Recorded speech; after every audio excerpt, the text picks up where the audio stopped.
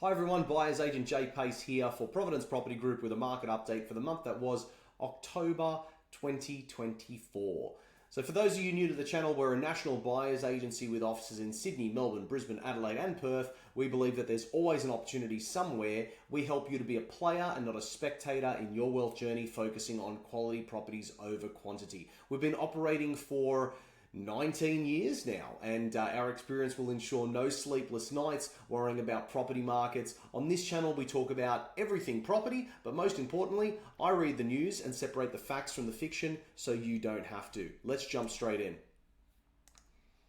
Okay, so let's look at the Hedonic Home Value Index for last month. It came out on the 31st of October. The data is all there.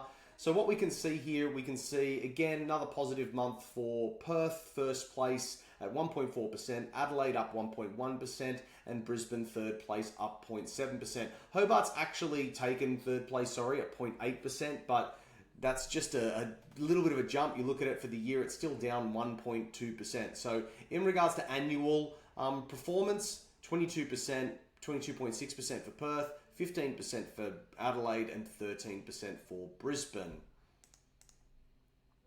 Now this chart is an interesting one because it shows the median sale price for Melbourne houses and units. According to data from PropTrack, Sydney's median house price is now 70% higher than Melbourne's, with Melbourne homes now 41% cheaper, a $600,000 difference, making it the largest price gap in 20 years.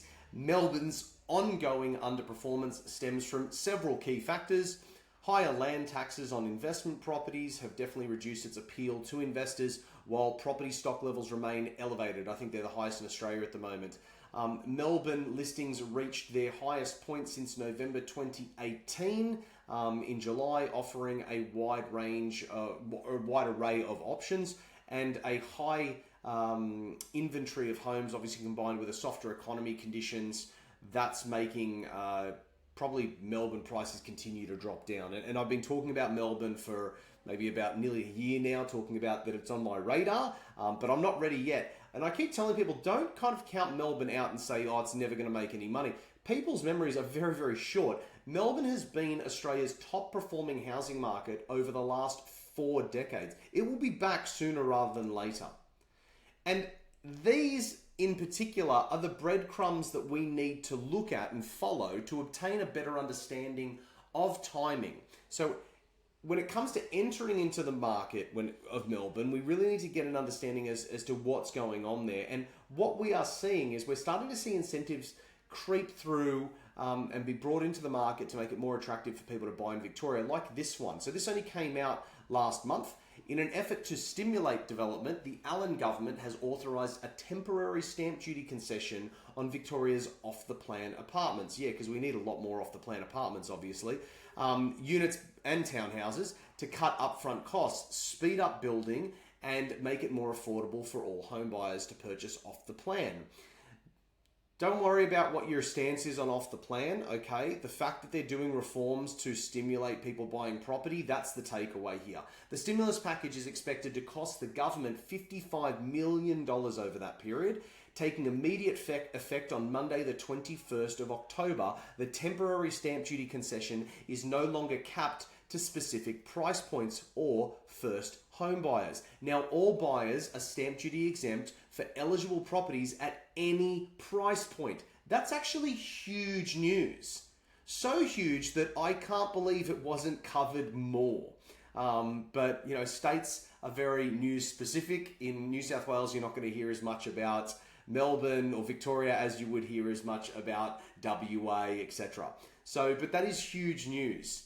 Now all buyers are stamp duty exempt from eligible properties at any price point. That's pretty crazy, right? Okay, just to kind of labor on that fact a little bit more, and I think this is really interesting, one of my favorite charts to review is the change in median unit and house values over the last 30 years. So this is from 1992 to 2022, okay? And this chart gives a great history lesson into the events that shaped where we are today.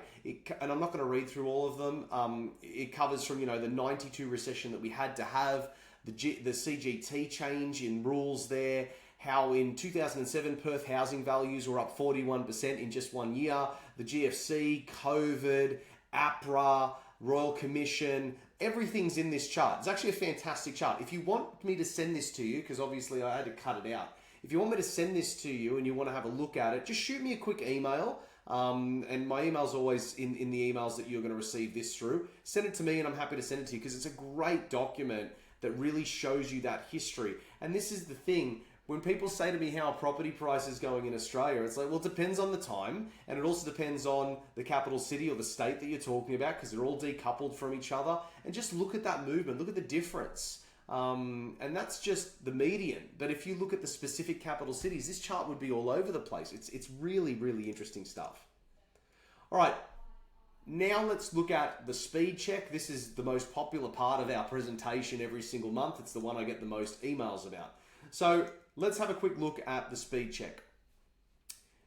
This is a 12-month rolling average that we're looking at here, and I've done the data up to the 31st of October. We can see Perth is a little bit down actually. It's still up $181,000 in the past 12 months, which is amazing. But just based on the movement from last month, it's just slowed down a little bit. It's currently up $3,500 per week, whereas last month, the average over 12 months, I think was $3,700 per week. So it's just dropped slightly, okay? Brisbane, slightly down as well. I think it was about $100 difference. Now it's at $114,000 for the year, or $220,000 per week. Adelaide slightly up again, a couple $100 there. $121,000 for the year, up $2,300 per week. Sydney and Melbourne, again, still down a couple $100 each. So $44,000 for Sydney for the year. Total performance, $1,000 per week. Melbourne down now $15,000. It was $10,888 the last time I checked. So now $15,000 for the year, or $3,000 per week. Why is this information so important? We have so many clients that come to us that are buying multiple properties at the same time. And in order for us to figure out which one we should pull the trigger on first, this data is imperative to us, because if we have a client that's saying, I want something in Victoria, I'd like something in Brisbane, I'd love something in Perth, we're telling them the Melbourne one's the last one we need to do here, because we've got plenty of time right now, because the market's not getting better. Whereas Perth being the fastest mover, that's probably going to be the first one we jump into, and then Brisbane probably the second one. That's just a hypothetical, but just to give you an understanding as to why this data is important. The gross rental yields for dwellings across the combined capital cities is holding at 3.5%. Which is obviously significantly below the kind of average interest rate at 6.5%. And we can still see that Sydney is at 3%, Melbourne 3.7%, Brisbane 3.7%, Adelaide 3.7%, all in the same boat there. Perth at 4.2%, and I'm not too stressed about Hobart, Darwin or Canberra because those are not areas we are currently looking to buy in. I thought this was interesting. So the latest annual Investor Summit survey by Property Investment Professionals Australia, or PIPA, shows how investors are reacting to new investment policies. So the survey respondents indicated that Victoria was actually the least accommodating state or territory for property investors. A detrimental position, it's obviously held now for quite some time, actually the last year or two. Followed by the ACT and New South Wales, which were all viewed as being anti-property investment.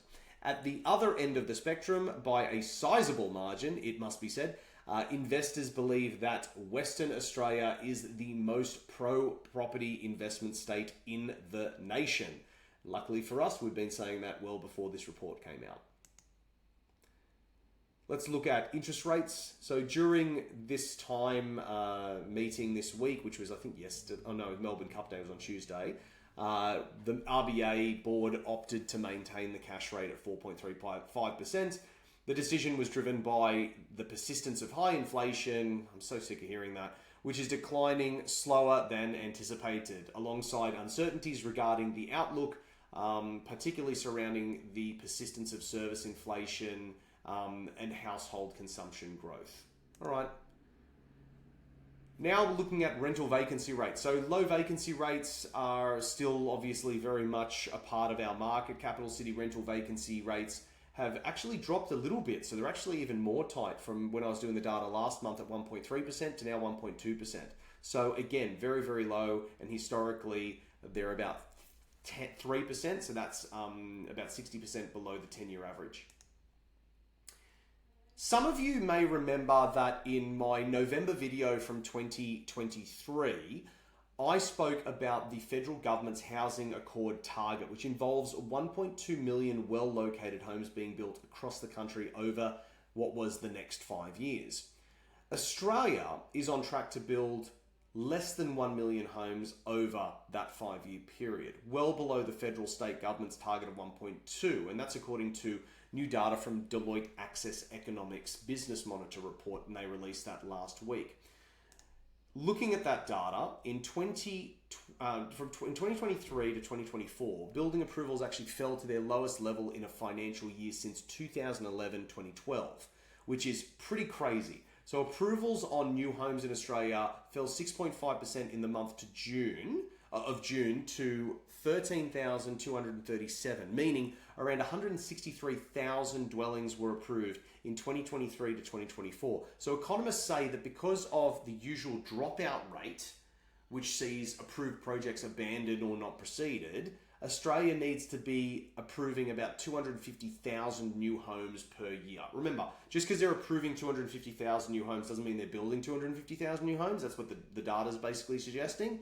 But that's what we need to be seeing in approvals, and we're not seeing anywhere near that. Recently, the Business Council of Australia, BCA, jump onto their website, great website, has called for a $10 billion housing reform. And that fund is to rezone more land, speed up approvals, and fix planning bottlenecks that, quote, hold back homes from being built. So to reach the government target on housing delivery of 60,000 homes, this is going to need to be updated because they need to build 60,000 homes every single year to get to this target that they want to be at. So the question is, who is actually going to build these homes? That's the big question. That's what I posited back in November last year. So Build Skills Australia, which is a government-established group working with industry to address workforce challenges, estimates that an extra 90,000 construction workers are needed to achieve this goal. And their data also suggests that realizing all the nation's objectives around housing and beyond will require a built environment workplace that is up to 18% larger than it otherwise would be. So they definitely don't see this as being probable, as what we talked about again when I did this video in November last year. So the takeaway for me with this is that if demand continues to go up, and it will, but there is no light at the end of the tunnel regarding supply, the only logical outcome for me is that property prices will stay strong. That's the takeaway, okay? So let's have a look at some of the most recent purchases that we've done, just to give you a little bit more insight. This first one, we're going to look at Sydney. So we bought this 2-bedroom unit for a returning investor, great couple, and this purchase was a little different from the others that we'd actually done for them. So we'd bought investments for them before, but they were actually buying this property so that their children had a place to live now that they had left the nest and are taking on the world. So they're in university and things like that. So they wanted a 2-bedroom unit. And this is your classic, red brick style boutique unit that we like to buy. And this type of purchase is becoming very common because CoreLogic and CanStar data actually shows that there were actually no suburbs where an average income earner could afford to buy a median house without extra cash to top up their loan. So a single buyer on an average income would need to ask the bank of mum and dad for a $300,000 gift to afford the average Sydney unit.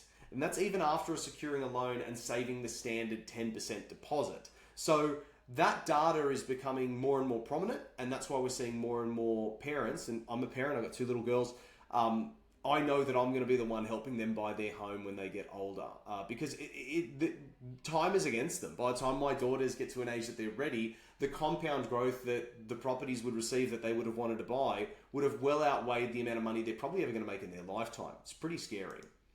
So with that said, this unit kind of really had everything that we were looking for in an investment unit.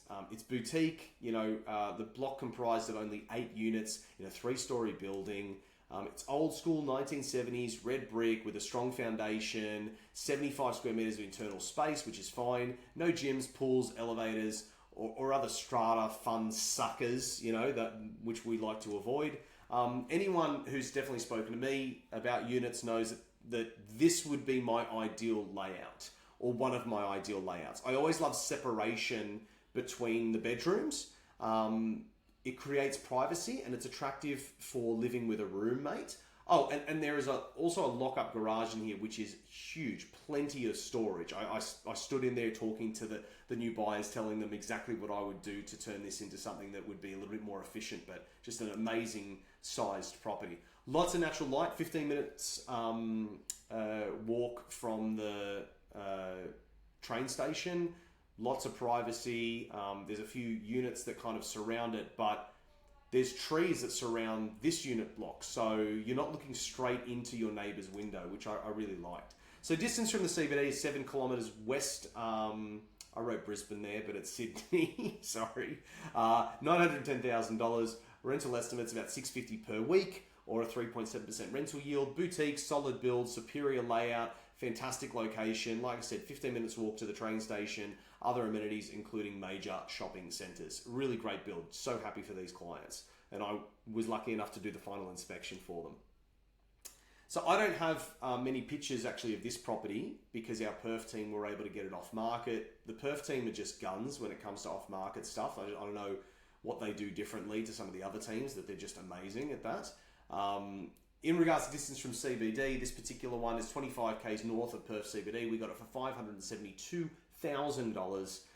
It should get about a 5.4% rental yield, which is $650 per week.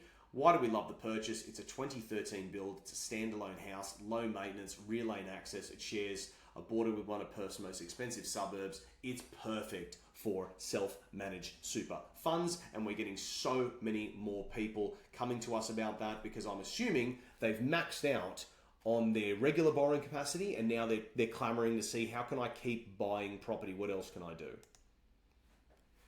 This is Brisbane. So we bought this one for our Melbourne-based investor. The client was looking to grow their portfolio and get above average rental yield, but they definitely wanted low maintenance and they needed something that was a bit more of a set and forget. So our team found this 2002 built 3-bedroom, 2-bath, double garage house on a huge 600 square metre block. And it ticked all the boxes. So this house has high ceilings, hardwood floors, beautiful outdoor entertainment space, large modern bedrooms, gorgeous kitchen and dining space, beautiful green yard with 2 sheds. So one of the sheds, you can see the little garden shed on the left hand side, and then they've got this massive shed. And I didn't realize until I went through the photos as to really how huge this shed is. So this is the inside of the shed, but this is only half of it because you can see they've kind of set up like a makeshift wall there. So inside they've split the shed. So half storage space and then workshop. And if you go through that door on the right hand side, there's a huge home office complete with downlight, ceiling fan, and they've got a split aircon unit in there. So it's great. Like they've done the carpeting as well to insulate it. Like everything, they put downlights in. Everything's really, really nice about this outdoor area. They did a great job. Some people are very smart the way they put together their places. So we're really happy with this one. We love the block. It's close to the corner. Yeah, just great. Backyard's beautiful. Distance from CBD is 21 kilometres north. We got it for around $860,000. Rental estimates are $650, which is 3.9% per week. Remember, every single time I tell you what the rental yield is, I'm giving you a very accurate amount on the dollar amount that we're receiving, but the percentage is based upon a 0% deposit. This is me assuming that everyone's coming to the table just taking equity cash out, not actual their own personal cash money that's going to drop the debt. So if you're ever looking at these and you're like 3.9 is not that great, but if you had a 10 or 20% deposit, that 3.9 jumps up straight away and gets closer to 5%, which is quite attractive.